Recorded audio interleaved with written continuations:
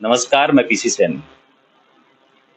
पंचायत समिति खंडेला के उपचुनाव वार्ड नंबर 16 कांवड़ से और उसी के उम्मीदवार भाजपा प्रत्याशी सौरभ जी शर्मा।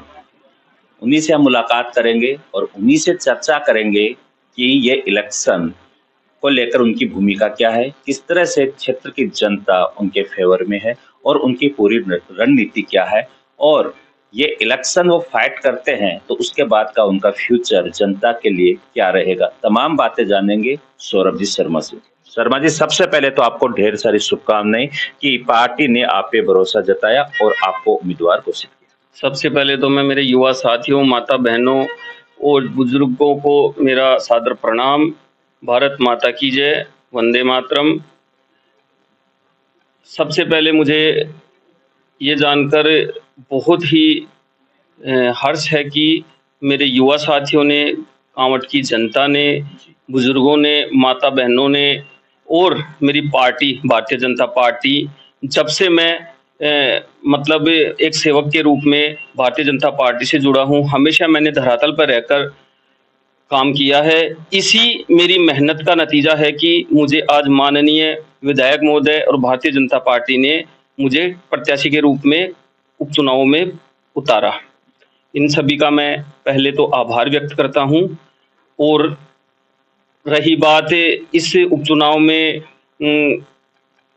आगे जब जीतूं हारूं, वो तो देखो ग्राम जनता का प्यार है, मेरे युवा साथियों का सहयोग है, बुजुर्गों का आशीर्वाद है। लेकिन मैंने प्रत्याशी नहीं था मैं भारतीय जनता पार्टी का, उससे भी पहले मैं जनता के बीच रहा हूँ, ये पूरी ग्राम जनता जानती है। हमेशा मैंने संगठनों में भी रह के कार्य किया है, गौ सेवा से ले लो, सामाजिक कार्यों को ले लो। हमेशा मैं मेरे कोई व्यक्तिगत कोई मेरा आदमी हो या ग्राम जनता का काम रहा हो, मैंने आंदोलनों में भी भूमिका निभाई है। इससे पहले मैं सबसे महत्वपूर्ण बात आपको बता दूं कि जब कोविड का समय था, लॉकडाउन था, उसमें भी हमने, हमारी टीम ने, युवा साथियों ने, सबने मिलकर इस ग्राम जनता की खूब सेवा की। उसी का आज ये आशीर्वाद है कि मुझे ये भारतीय जनता पार्टी से प्रत्याशी बनाया गया। तो शर्मा जी, जैसे आप अब इलेक्शन प्रचार के लिए डोर टू डोर जा रहे हो, लोगों से आप मिल रहे हो, तो लोगों का क्या बैकअप मिल रहा है, क्या क्या रेस्पॉन्स आ रहा है आपको लेकर जब आप उनसे मिलते हो? देखो, लोगों से मैं जब मिलता हूँ तो लोग मुझे यही बोलते हैं कि तूने हमेशा संघर्ष किया है, हमेशा ये नहीं है कि तूने पार्टी को भी साइड में रख के, मतलब प्रतिद्वंदी पार्टी के लोगों से भी जब मिलता हूँ, क्योंकि देखो ये चुनाव भारतीय जनता पार्टी का तो है ही, इसके अलावा व्यक्तिगत लाइजन का भी चुनाव है। तो मुझे उस कुछ जो लोग हैं, जो मान लीजिए ध्रुवीकरण भी है, जिनमें नाराजगियां भी हैं, तो मेरे से भी हैं, और जो चुनाव लड़ रहे हैं उनसे भी है, दोनों से ही रहती हैं। लेकिन जो ये चुनाव जिसने संघर्ष किया है, संघर्ष की भूमिका अदा करेगा, जो हमेशा जनता के बीच रहा है, जनता के लिए काम किया है, ये चीजें निकल के आती हैं। दूसरी चीज, मुझे जनता का काफी प्यार मिल रहा है, सहयोग मिल रहा है, मेरे से लोग कंधे से कंधा मिला के चल रहे हैं। जनता का आशीर्वाद आपको मिलता है तो जनता के लिए, हालांकि आपने बताया अब भी आप राजनीतिक, सामाजिक और धार्मिक इन तीनों मंच में आपकी भूमिका बड़ी रखते हो, लोगों के लिए आप सहयोग करते हो, कोई भी बात जब उनके हित की आती है तो आप आवाज भी उठाते हो।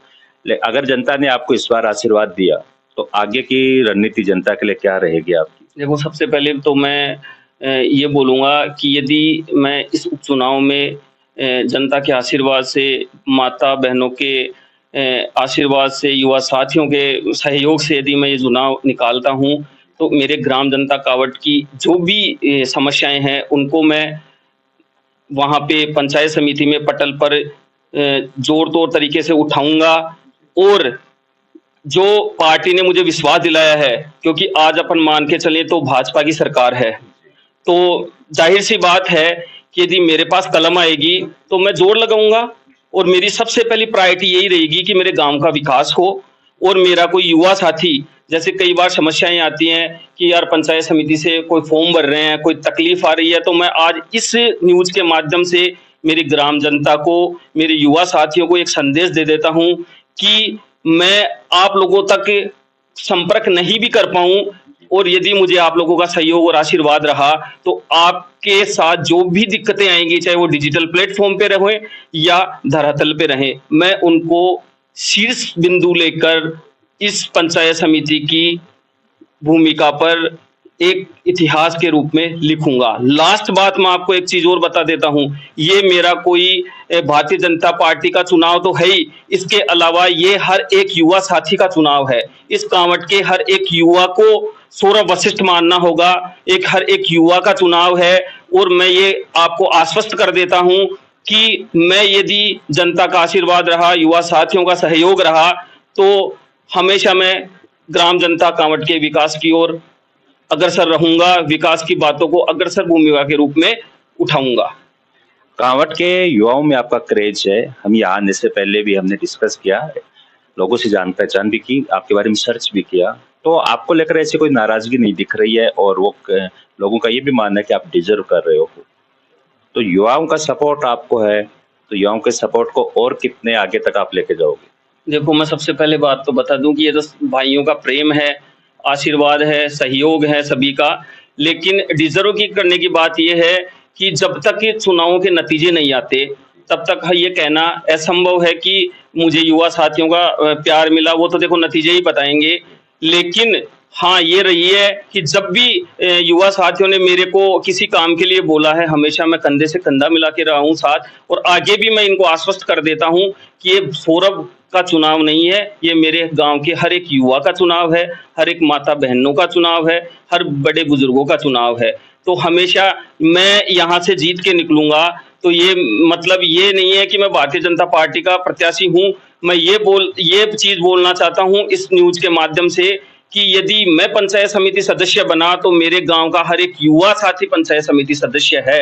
वो अपने आप को सौरभ शर्मा मान के चले कि ये मैं सौरभ शर्मा नहीं जीता, ये मैं ही जीता हूं चुनाव। बस ये आश्वस्त कर देना चाहता हूं और हमेशा कंधे से कंधे मिला के साथ रहा हूं, धरातल पे भी और आगे भी रहूंगा। सर, आप हमारे चैनल के माध्यम से जनता के लिए कोई संदेश या आपके कोई अपील? बस मैं इस